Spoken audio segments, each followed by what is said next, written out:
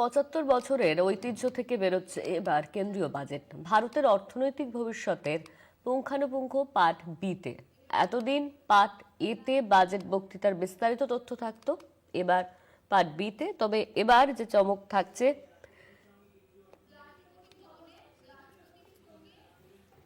রাষ্ট্রপতি ভবনে এই মুহূর্তে পৌঁছেছেন নির্মলা সীতারামন। সেই ছবি আপনারা দেখতে পাচ্ছেন। রাষ্ট্রপতি ভবনে পৌঁছেছেন কেন্দ্রীয় অর্থমন্ত্রী নির্মলা সীতারামন। লাল ফাইল হাতে রয়েছে। বাজেট পেশের আগে এই সাক্ষাৎ, সেই ছবি আপনারা দেখতে পাচ্ছেন। ইতিমধ্যেই রাষ্ট্রপতি ভবনে পৌঁছেছেন নির্মলা সীতারামন।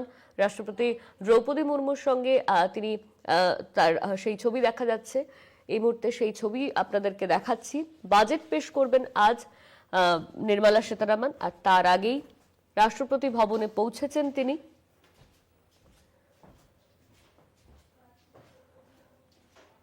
রাষ্ট্রপতি দ্রৌপদী মুর্মুর সঙ্গে সাক্ষাৎ করছেন তিনি। সেই ছবি আপনারা দেখতে পাচ্ছেন। সেই চিরাচরিত লাল ফাইল হাতে নিয়ে তিনি পৌঁছেছেন রাষ্ট্রপতি ভবনে। রাষ্ট্রপতির সঙ্গে সাক্ষাৎ করছেন তিনি। সেই ছবি আপনারা দেখতে পাচ্ছেন। আজই কেন্দ্রীয় বাজেট পেশ করবেন, আর কেন্দ্রীয় বাজেট পেশ করবার আগেই এই সৌজন্য সাক্ষাৎ। সেই আবারও চিরাচরিত লাল ফাইল, সেই লাল ফাইল নিয়েই রাষ্ট্রপতি ভবনে নির্মলা সীতারামন।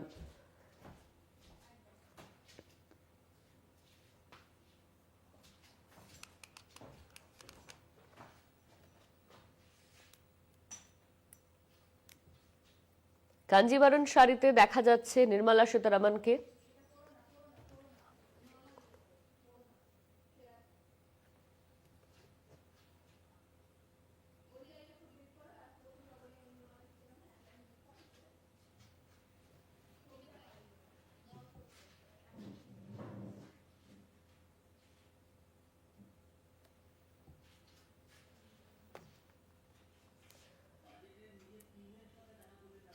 বাজেটের নিজের টিমের সঙ্গে দেখা করলেন তিনি।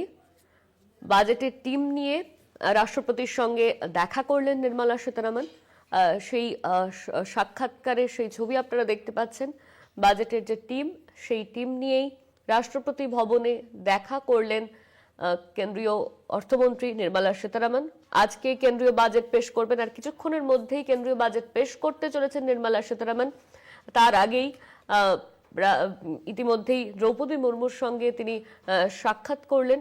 সেই ছবি আপনাদেরকে দেখাচ্ছি। বাজেটের নিজস্ব টিম নিয়ে এই সাক্ষাৎকার।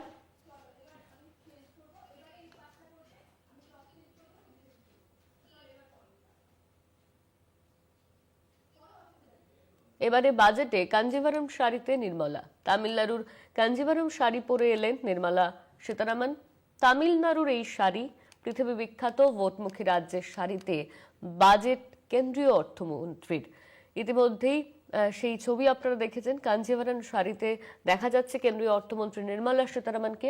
কর্তব্য পথে প্রথমে তিনি গিয়েছিলেন এবং তারপর দ্রৌপদী মুর্মুর সঙ্গে সাক্ষাৎ করলেন তিনি। বাজেটের নিজস্ব টিম নিয়ে এই সাক্ষাৎকার। সেই চিরাচরিত লাল ফাইল হাতেই তাকে দেখা যাচ্ছে যেতে। কেন্দ্রীয় বাজেট নিয়ে প্রত্যাশার পাহাড় রয়েছে। 5 রাজ্যে নির্বাচন, আর নির্বাচনের আগেই এই বাজেট পেশ। আজকে রবিবার, আর কিছুক্ষণের মধ্যেই বাজেট পেশ করবেন নির্মলা সীতারামন।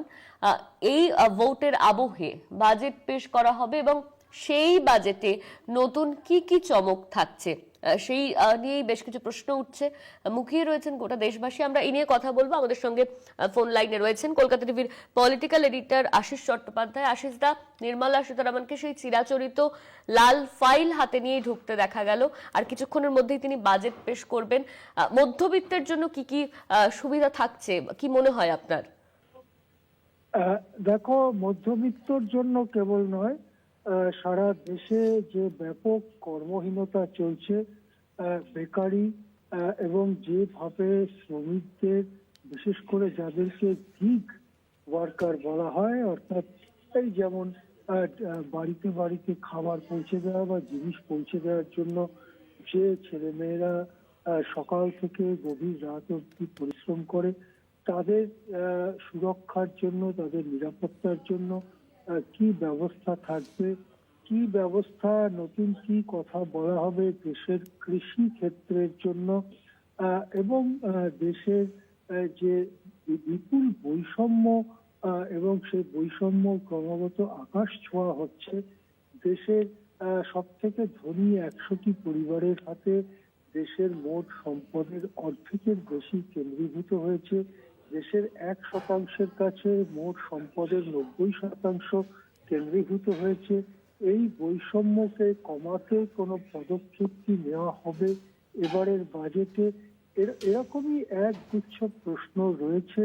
তার পাশাপাশি পশ্চিমবঙ্গ যে বিপুল পরিমাণ টাকা কেন্দ্রের কাছ থেকে পায়, 100 দিনের কাজের টাকা, আবাস যোজনার টাকা থেকে শুরু করে বিভিন্ন টাকা যেগুলো আটকে রাখা হয়েছে বছরের পর বছর ধরে, সেই টাকার পুরোটা বা একটা অংশ এবারে পশ্চিমবঙ্গকে দেওয়া হয় কিনা, বা এ রাজ্যের জন্য পরিকাঠামো ক্ষেত্রে রেল, সড়ক ইত্যাদি ক্ষেত্রে কোনো নতুন ঘোষণা হয় কিনা, এই সমস্ত দিকেই উদ্গ্রীব হয়ে তাকিয়ে আছেন রাজ্যবাসী তথা ভারতবাসী।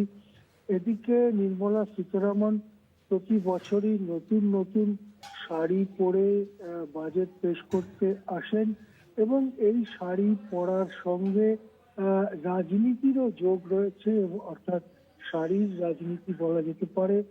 গত বছর তিনি যখন বাজেট পেশ করতে এসেছিলেন, বাজেটে ভোটমুখী বিহারের জন্য বিরাট ঘোষণা ছিল। প্রায় 60,000 কোটি টাকার প্যাকেজ ছিল বিহারের জন্য। গত বছর কিন্তু তিনি বিহারের মধুবনী সিল্কের শাড়ি পরে এসেছিলেন। সুন্দর শাড়িতে সুন্দর লাগছিল অর্থমন্ত্রী নির্মলা সীতারামনকে।